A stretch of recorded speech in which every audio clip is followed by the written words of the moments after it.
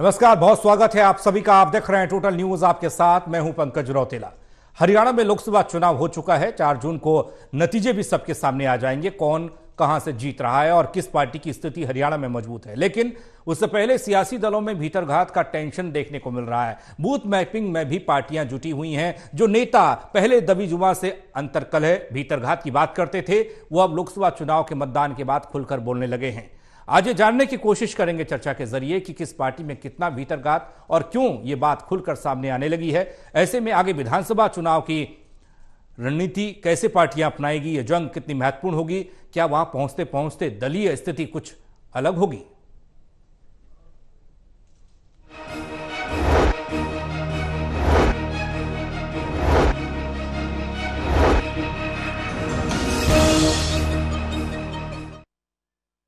भीतरघात की टेंशन को लेकर बात करेंगे। Devendra Kathuria, associate editor Panipat, doctor Mahesh Kumar, associate editor Hisar, Virendra Soni ji वरिष्ठ पत्रकार हमारे साथ जुड़ रहे हैं। आप तीनों का स्वागत है। चर्चा करें उससे पहले खबर रिपोर्ट के जरिए।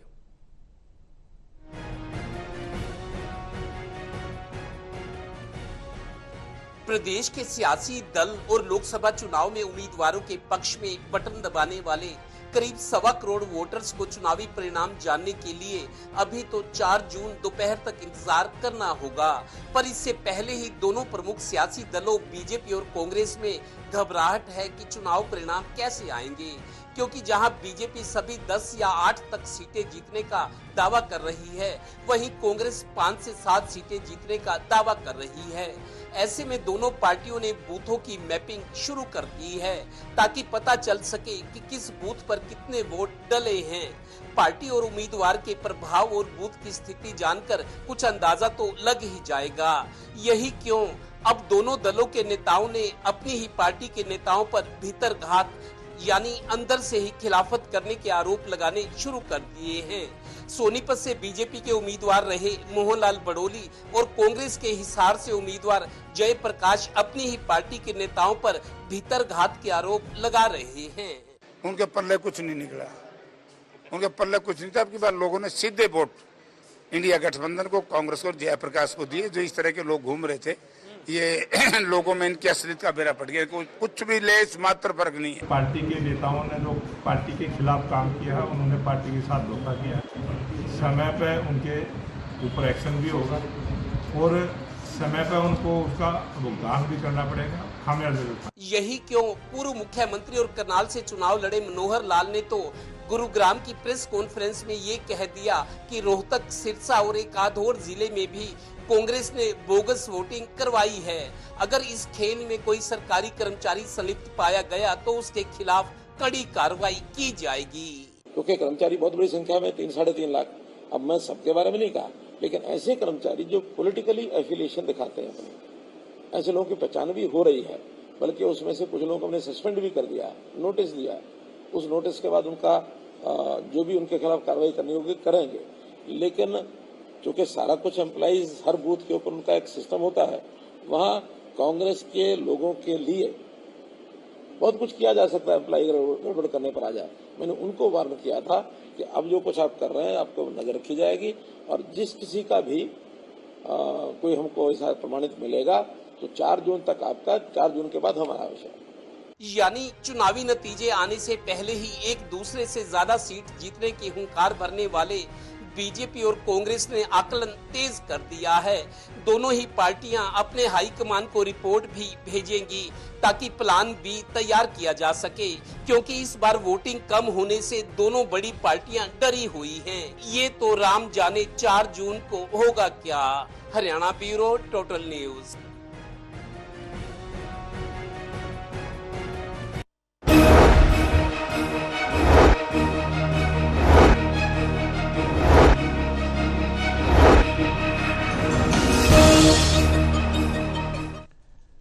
तो हरियाणा की 10 लोकसभा सीटों पर बीजेपी और कांग्रेस अपनी अपनी जीत का दावा कर रहे हैं, लेकिन इस बीच भीतरघात की बात भी निकलकर सामने आ रही है। देवेंद्र से चर्चा की शुरुआत हम करने जा रहे हैं। देवेंद्र, एक कहावत है, घर का बेदी लंका ढाए, लेकिन सियासी तौर पर हरियाणा के तौर पर यह बात अब खुलकर सामने आ रही है। क्या इस टेंशन को हम इतनी बड़ी टेंशन मान लिया जाए कि अब सियासी जो नेता हैं, जो उम्मीदवार रहे हैं, उनको डर सताने लगा है कि जो खिलाफत हुई अपनों ने ही, जो बगावत की अपनों ने ही, जो खिलाफ में वोट डलवाए वो नुकसान करेंगे?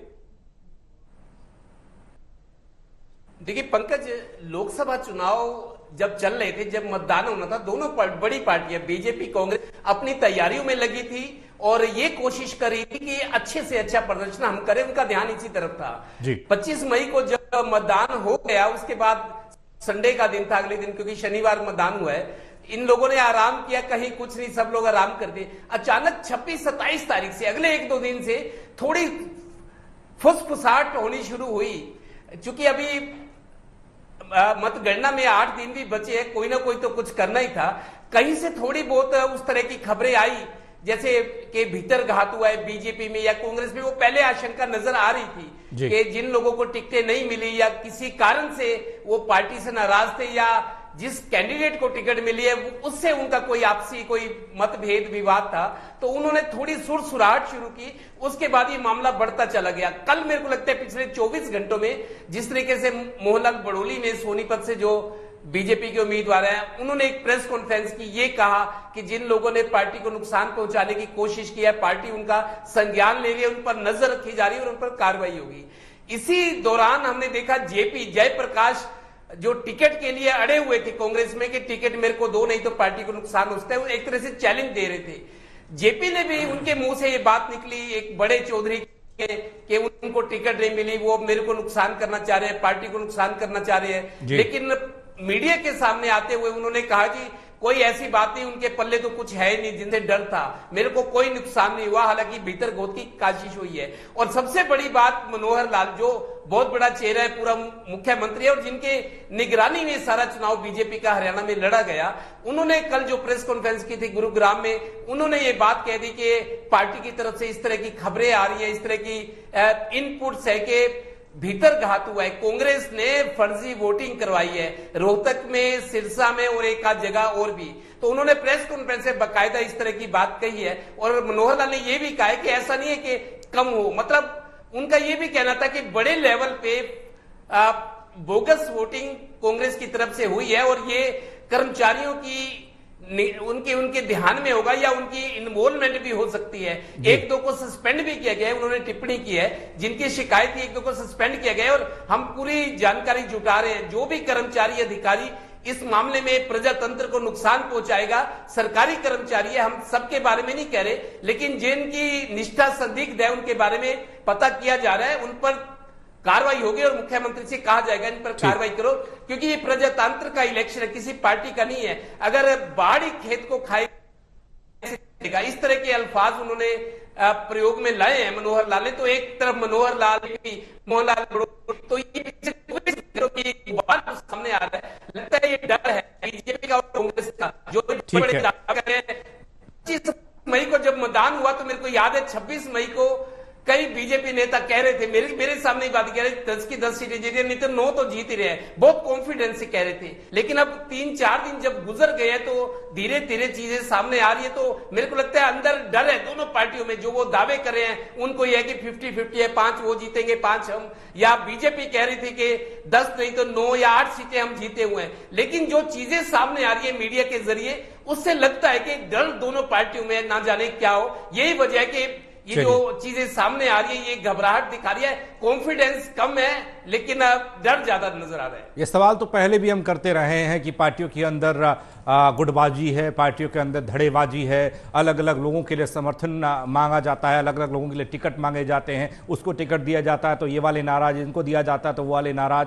महेश, आपके पास हम आ रहे हैं। करनाल से विधानसभा चुनाव लड़ रहे थे कांग्रेस के टिकट पर त्रिलोचन सिंह, उनका भी ये कहना था कि पार्टी में कुछ काले भेड़िए हैं, यानी कि इशारा उनका इस तरफ था कि भीतरघात हुआ है। विधानसभा का उपचुनाव था, उपचुनाव में भी भीतरघात। और दूसरी तरफ बोगस वोटिंग की बात प्रदेश के पूर्व मुख्यमंत्री करनाल से बीजेपी के उम्मीदवार कह रहे हैं कि बोगस वोटिंग हुई है, यानी कि चुनाव के कामकाज पर भी सवाल उठाया जा रहा है। और वो पार्टी उठा रही है जिसकी केंद्र में सरकार है और हरियाणा में सरकार है।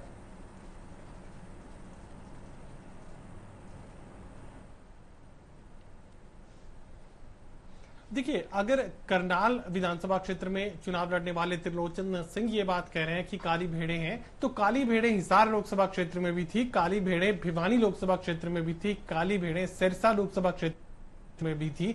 शायद ही कोई ऐसा लोकसभा क्षेत्र हो जहां पर कांग्रेस पार्टी की अपनी काली भेड़ें अंदर मौजूद ना हो। काली भेड़ों से मेरा मतलब है कि कुछ लोग क्रॉस वोट करवाते हैं, यानी में और फोन करके किसी भी दूसरे तरीके से प्रभावित करके वो भारतीय जनता पार्टी में वोट डलवाते हैं। एक ये फैक्टर। दूसरा फैक्टर ये कि जो वोट उनके अपने कहे के थे, जिसको कहे कि उनके व्यक्तिगत जो प्रभाव वाले वोट थे, जिनके एक इशारे के साथ जो डाले जा सकते थे, अगर वो लोग, वो तमाम ऐसे समर्थक जो वोट डालने के लिए बड़ी तादाद में आ सकते थे, वो डाल सकते थे, एक इशारे पर डाल सकते थे। लेकिन अगर वो वोट डालने नहीं आते हैं तो आप इसे क्या मानेंगे? इसे आप यही मानिए कि ये भी तो भीतरघात है। वो वोट बड़ी तादाद में डलवाए जा सकते, लेकिन उन लोगों को मतदान केंद्रों तक लाया ही नहीं गया। उन्हें इशारा कर दिया गया कि वोट अगर दूसरे राजनीतिक दल में नहीं भी डालना चाहते हो तो फिर अपने घर पर बने रहो। यही वजह है कि वोटिंग परसेंटेज कम देखने को मिली। गर्मी एक बड़ा फैक्टर था, लेकिन उसके अलावा भी भीतरघात का एक दूसरा पैमाना है, जहां पर आप क्रॉस वोट करवाने की बजाय उन्हें एब्सेंट कर देते हो, वहां पर वोट नहीं डालने देते हो।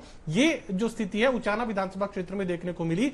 हिसार लोकसभा क्षेत्र में जेपीए मानकर चल रहे थे कि जो तैयारी वहां पर थी, उचाना विधानसभा क्षेत्र से करीब 50,000 वोटों की लीड का जो आंकलन है वो पहले से कांग्रेस के रणनीतिकारों की तरफ से किया गया था, लेकिन लीड उचाना विधानसभा क्षेत्र में आधी रह गई। सबसे बड़ी वजह जो भीतरघात का जिक्र यहां पर चल रहा है वो यहीं पर है कि या तो वो डाले नहीं गए, या जो उत्साह पैदा किया जा सकता था वो नहीं किया गया। उनके अपने जो समर्थक वोटर थे जो कांग्रेस पार्टी में वोट डाल सकते थे, वो सब कुछ नहीं किया गया। तो यही वजह रही कि यहां पर क्रॉस वोट करवाने की बजाय उन्हें एब्सेंट कर दिया गया, जिसकी वजह से यहां पर वोटिंग परसेंटेज तो नीचे गया ही, साथ में जो पार्टी को ताकत मिल सकती थी वो पार्टी को ताकत नहीं मिली। ये तो कांग्रेस पार्टी का जिक्र हिसार लोकसभा क्षेत्र में। भिवानी लोकसभा क्षेत्र का मैं जिक्र कर लेता हूं। अच्छी स्थिति में रावदान सिंह बने हुए थे, लेकिन शुरुआत में यहां पर किरण चौधरी की बेटी श्रुति चौधरी का टिकट काट दिया गया था। शुरुआत में अच्छा खासा समर्थन यहां पर किरण चौधरी की तरफ से दिया गया था, लेकिन चुनाव के नजदीक पहुंचते पहुंचते कयामत की रात यानी मतदान की एक रात पहले यहां तमाम जो किरण चौधरी के समर्थक थे उनके व्हाट्सएप के पिक्चर्स जो है वो चेंज हो चुके थे। उसमें साफ तौर से बात लिख दिया गया था कि धर्मवीर से बैर नहीं और रावदान सिंह यानी टिकट कटवाने वाले की खैर नहीं। अब ये जो संकेत है तमाम किरण चौधरी समर्थकों तक पहुंच चुका था और इसी वजह से भिवानी की जो सीट काफी कंफर्टेबल बनी हुई थी कांग्रेस पार्टी के लिए वो मुश्किलों में पड़ गई। तो ये जो संकट है न सिर्फ हिसार में था बल्कि भिवानी लोकसभा क्षेत्र में भी देखने को मिल रहा था और अमूमन ज्यादातर लोकसभा क्षेत्रों में कांग्रेस पार्टी के साथ ये हालात, ये परिस्थितियां बनी हुई थी। अब जिक्र यहां पर भारतीय जनता पार्टी का कर लेते हैं तो हिसार लोकसभा क्षेत्र में भारतीय जनता पार्टी को भी भीतरघात का सामना करना पड़ा है। उसकी वजह से यहां पर चौधरी रणजीत सिंह चौटाला को नुकसान झेलना पड़ा है। अब मुख्यमंत्री के बयान का जिक्र यहां पर कर लेते हैं।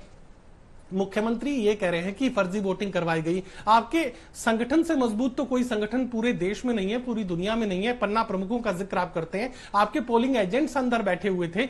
एक एक पोलिंग बूथ पर आपके दो जो पोलिंग एजेंट हैं अंदर मौजूद थे। समय रहते अगर उनकी तरफ से जानकारी सरकार तक पहुंचा दी गई थी, यानी प्रशासन तक अगर जानकारी पहुंच गई थी, डीसी तक अगर जानकारी पहुंच गई थी तो मिनटों के भीतर जो है टीम चेंज करवाई जा सकती थी। अब ये बात का कहने का मतलब आखिर क्या है कि फर्जी वोटिंग करवा दी गई। समय रहते आपके पोलिंग एजेंट जब आपको ये सूचनाएं दे रहे थे कि यहां पर फर्जी वोटिंग हो रही है, तुरंत प्रभाव से वहां पर जो टीम है उसे बदला जा सकता था। उन्हें सस्पेंड आप करना चाहे तो चुनाव आयोग का जो भी तय तरीका है उसके जरिए किया जा सकता था। लेकिन अब ये बात कहना शायद मुझे लगता है कि प्रशासनिक मशीनरी पर एक तरीके से दबाव बढ़ाने की तैयारी है। और अगर इस तरीके के बयान देने हैं तो फिर भूपेंद्र सिंह हुड्डा भी ये कह सकते हैं कि जो है 90 दिन की बात और है, उसके बाद फिर हम देख लेंगे। ये डराने वाली बात है, ये धमकाने वाली बात है। अगर ऐसा कुछ हुआ था तो बिल्कुल, अगर गलत हुआ है तो जांच के दायरे में वो है, वो की जा सकती है। लेकिन समय रहते जो आपका संगठन था, अगर वो सूचनाएं समय रहते आप तक पहुंचा रहा था, अगर आपके पास संगठन है तो फिर समय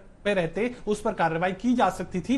अब चुनाव के बाद जब फाइनल काउंट हो चुका है, जब वोट जो है ईवीएम में कैद हो चुके हैं, अब ये कहना कि फर्जी वोटिंग बड़े पैमाने पर क्यों कहा जा रहा है, ये जानने की हम कोशिश करेंगे आगे कि ये घबराहट है, ये डर है, या फिर ये बता रहा है कि आपको समझ आ गया कि आपकी मेहनत उतनी नहीं थी और वो मेहनत रंग नहीं लाई, लोगों ने आपका साथ उतना नहीं दिया जितना आप चाहते थे। बीरेन जी, मैं आपके पास आ रहा हूं। उत्तर प्रदेश से कुछ दिन पहले खबर निकल कर आई थी सर, एक शख्स ने कई दफा, पांचवा चौथा चरण था, कई दफा वोटिंग कर गया। वो शख्स की गिरफ्तारी बाकायदा हुई। जिस पोलिंग बूथ पर उसने ये काम किया, वहां पर उस पोलिंग बूथ के तमाम जितने भी कर्मचारी वहां लगाए गए थे चुनाव ड्यूटी पर, उन सबको सस्पेंड कर दिया गया। यानी कि ऐसी तस्वीरें हैं ये चुनाव कराने वालों पर, और उस वक्त पर सवाल उठ रहे हैं। और हरियाणा को लेकर जिस तरह की स्थिति बन रही है उस पर आप क्या कहेंगे? ये क्यों बन रही है, क्यों भीतरघात बार बार कहा जा रहा है? क्या कंफर्टेबल जोन में जो लोग थे वह उस जोन से बाहर आ गए? देखिए, बिल्कुल स्पष्ट बात है कि सत्तारूढ़ दल जो है भारतीय जनता पार्टी ऐसा आरोप लगा रही है। अगर मान लीजिए ये वास्तव में शिकायत थी, उनकी शिकायत उचित थी, तो भारतीय जनता पार्टी का प्रतिनिधिमंडल चुनाव आयोग से क्यों नहीं मिला?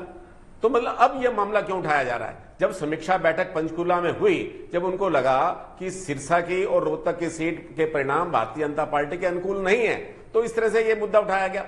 अगर वास्तव में ऐसी शिकायत होती तो चुनाव आयोग के दरवाजे खुले हैं, भारतीय जनता पार्टी का प्रतिनिधिमंडल चुनाव आयोग से शिकायत कर सकता था, वहां तक शिकायत नहीं की गई। तो ये तो देखिए पिछली बार क्या हुआ था, रोहतक में क्या हुआ था, तो ये सब तो देखो भारतीय जनता पार्टी को जनादेश स्वीकार करना चाहिए। और देखिए पूर्व मुख्यमंत्री मनोहर लाल जी की अब हैसियत क्या है, वो मात्र एक लोकसभा के प्रत्याशी है, इससे ज्यादा कुछ नहीं। और ये घोषणाएं करना ये तो मुख्यमंत्री स्तर की बात है। और ये देखिए अगर चुनाव में कोई धांधली हुई है, ये किसी कर्मचारी के खिलाफ कोई कार्रवाई करनी है, तो ये चुनाव आयोग का काम है, सरकार का काम नहीं, ये चुनाव आयोग कार्रवाई करता है। तो इसलिए मुझे लगता है कि भारतीय जनता पार्टी को पूर्व से ज्यादा आत्मविश्वास था और भारतीय जनता पार्टी को अपनी कमियां ढूंढनी चाहिए। फिर लोगों को प्रेरित क्यों नहीं किया? और ये पहले से लग रहा था,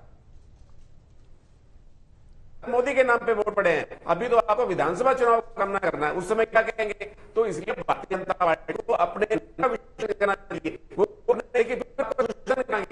अगर भारतीय जनता पार्टी के शासन में चुनाव नहीं होते तो आपके दावे भी खोखले हैं। तो मुझे लगता है कि भारतीय जनता पार्टी ने ये गलत दिशा में जो है कदम उठाया है, उनको जो भी जनादेश होगा, जो भी होगा स्वीकार करना चाहिए, इतना नैतिक साहस होना चाहिए। जो अनिल विजय है वो तो पहले ही कह रहे हैं कि ये राजनेताओं के लिए जो है परिणाम चौंकाने वाले होंगे, चाहे उनका इशारा किसी भी तरफ था। तो ये तो भारतीय जनता पार्टी को जो भी जनादेश होगा, देखिए हालांकि ऐसी बात नहीं है, भारतीय जनता पार्टी के पक्ष में अच्छा वातावरण है, अच्छी सीटें जीतने की स्थिति में है, क्योंकि धर्मवीर सिंह भी ये दावा कर रहे हैं कि वो 50,000 से सीट जीत जाएंगे अंततः। और यही जो है कृष्णपाल गुर्जर अपना 1.5 लाख मतों के अंतर से जीत का दावा कर रहे हैं।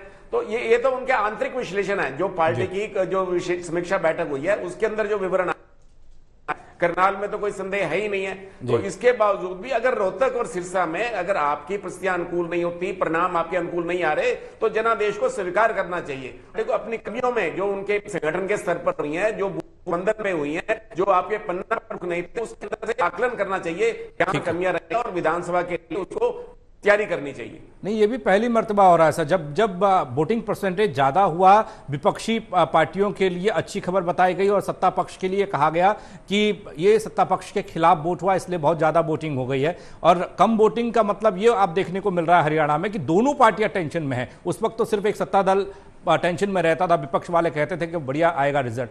देवेंद्र, आपके पास मैं आ रहा हूं, आगे विधानसभा चुनाव है, उसकी तैयारियां भी अभी से लगभग शुरू हो चुकी हैं, बहुत ज़्यादा वक्त नहीं है, लेकिन उन सब के बीच जो भीतरघात, बोगस वोटिंग, इस तरह की खबरें आ रही हैं और जो कंफर्टेबल जोन की बात हम करते हैं उन उम्मीदवारों के लिए जो अपने आप को पहले से ही जीता हुआ घोषित कर रहे हैं, और इतना चुनाव प्रचार के दौरान उन्होंने कहा कि उनकी टक्कर किसी से है नहीं, लेकिन ये अंत में जब परिणाम तक हम पहुंच रहे हैं तो यहाँ परिणाम में बदलाव की स्थिति देखने को मिल रही है। ऐसी कंफ्यूजन वाली स्थिति क्यों बनी?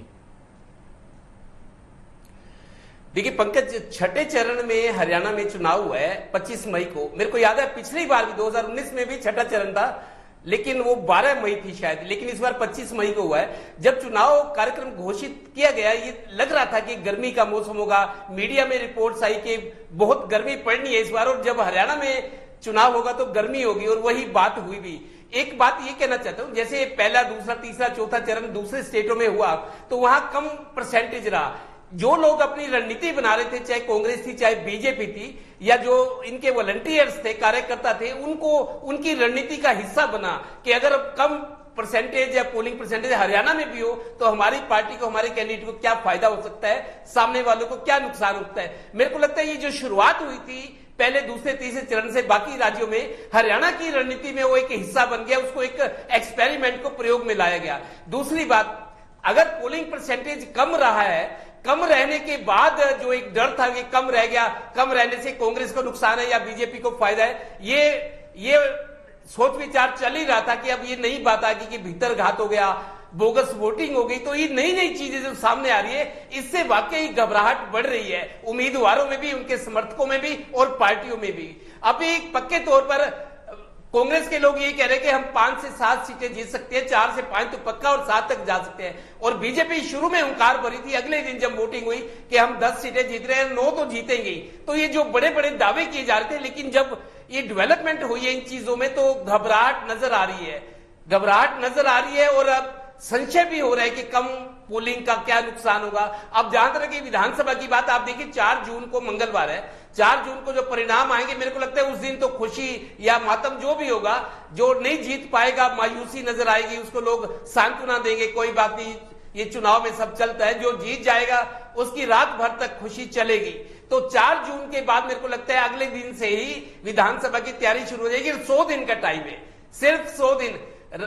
मेरे को याद है मनमोहन सिंह जब प्रधानमंत्री बने थे तो उन्होंने 100 दिन का एजेंडा बनाया था कि पहले 100 दिन में मैं क्या काम करूंगा। तो अब विधानसभा चुनाव में भी बीजेपी कांग्रेस के पास या बाकी जो हरियाणा के दल है, अब 100 दिन का समय है। 4 जून के बाद ये 100 दिन शुरू हो जाएंगे, उनको करना क्या है, हालात क्या है, बीजेपी को क्या हासिल हुआ, कांग्रेस को क्या हुआ, उस तरीके से राजनीति बनेगी, रणनीति बनेगी और धीरे धीरे उसका इंप्लीमेंटेशन होगा।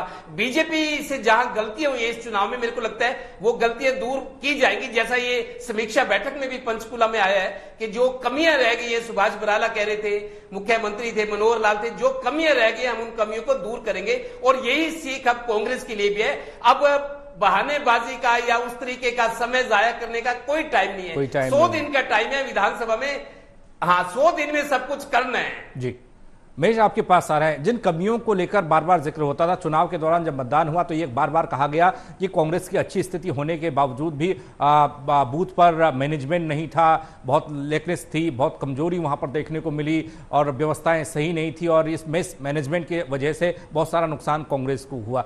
बीजेपी और कांग्रेस की अगर दो गलतियों को हम देखें जो प्रमुखता के तौर पर जो डेंट दे रही हैं, जो नुकसान कर रही हैं, वो क्या होंगी?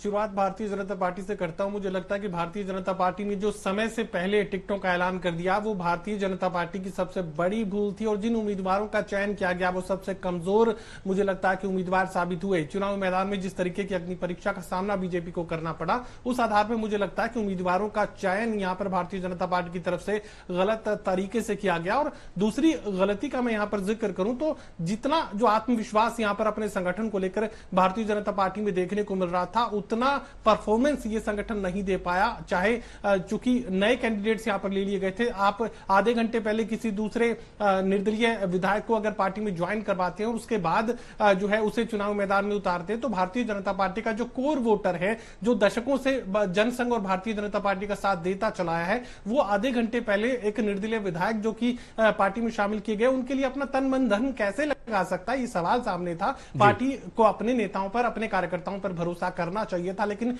बाहर के लोगों को जो है इंपोर्ट किया गया और उसके बाद उन्हें चुनाव मैदान में उतारा गया, जिसका खामियाजा भारतीय जनता पार्टी को चुनाव परिणाम के रूप में उठाना है।